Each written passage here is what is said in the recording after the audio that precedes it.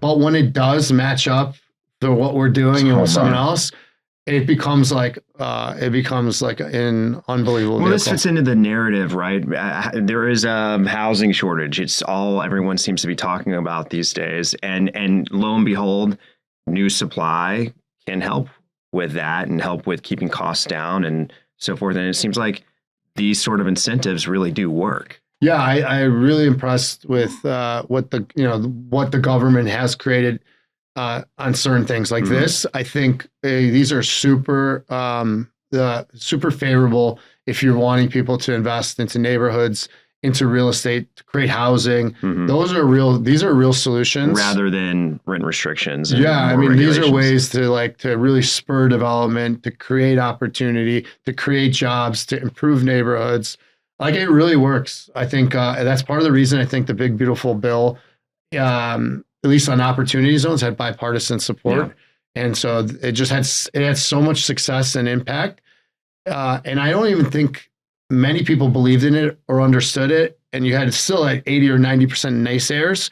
And it still is with those 10%, they made a big impact. And again, there was non-successful versions of it, but that was also. What do you think some of the good elements that came out of it are? Like, what's applying to you today and what's helping your business? I think in general, like, we were using it to its max. So at that time, and so we were a strong believer and understood it well.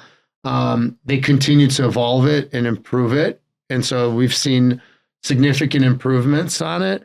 And we're even more excited because I think there's more clarity and visibility on a going forward basis long term for the program. Like 1031 exchange is a permanent program. Opportunity zone will now be a permanent program, and we think it's 1031 exchange on steroids. So I think one thing that's interesting is you didn't follow the pack and do the Sunbelt thing. It didn't sound like you said, hey, let's go to Texas and build the 5,000 units that are not going to get leased up for 2 years because there's so much product online. But you went to a market like Portland, which is like, if you read the headlines, just probably has to be one of the more difficult markets to be in. What are you seeing in markets like that? Yeah, good question. Yeah, we didn't follow certain areas like Texas, Arizona, Nashville. And what was interesting is most of these markets had no barrier of entry, and our goal was to be in high dense markets with a high barrier of entry, and so that would create supply-demand constraint over time. So purposefully, going in, you were saying, hey, it's harder to build here, therefore there's going to be less product. Yeah, I mean, that was been like my partner had a really interesting thesis on that, and I credit him a lot on those deciding those choices. But high level in general, the concept was we were always in we wanted to be in high dense urban areas, supply demand constraints, things that made it challenging long term.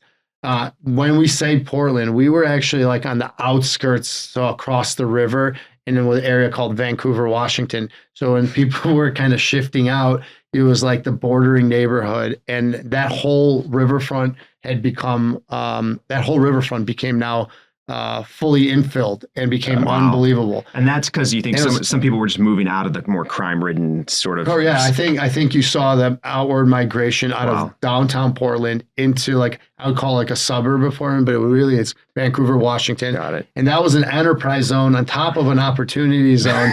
And so you had like businesses were getting incentives to move into that area. People wanted to and residents and tenants. Yeah, would get tax incentives. So just like going over the river, across the bridge type of thing created that incentive there specifically. This was like great timing, it sounds like. When did that project get kicked that off? one again, that one we started beginning of COVID. And again, that one I would put luck on it, like from a standpoint. We wanted to be in that market, and then we identified it pre-COVID. We developed it and completed it right in the beginning of COVID. The news is important, but if you're a busy real estate professional like me, you don't have time to skim through dozens of dry and ad-filled media outlets each day, That's why I read the CRE Daily. It's a free email newsletter that cuts through the clutter and delivers concise, witty commentary on the latest trends and transactions in commercial real estate. If you're a commercial real estate professional, you owe it to yourself to try it out and stay on top of what's happening in the industry. It's only 5 minutes a day. Visit credaily.com to sign up for free. Well, and you remember, I'll never forget Portland in particular, the police free zone. I forgot what they called it. Yeah, that's no good. And so I'm just imagining all these, let's call them normal people who are in this police free zone, and they're saying, we got to go across the river. What are we doing? And they see your project coming online, and they're saying, that looks cool. Yeah, it definitely was. I mean, one of the other things I think, just to kind of bring it back, is I think we always have taken a contrarian standpoint. One thing that I think is super important is whether it was micro, whether it was uptown, one of the other advancements today is like Chicago. Like we've been embedded in Chicago. We had a rough few years from a city. We called it bad management. Politically correct way. Some challenges. Such a beautiful city. It was one of the best cities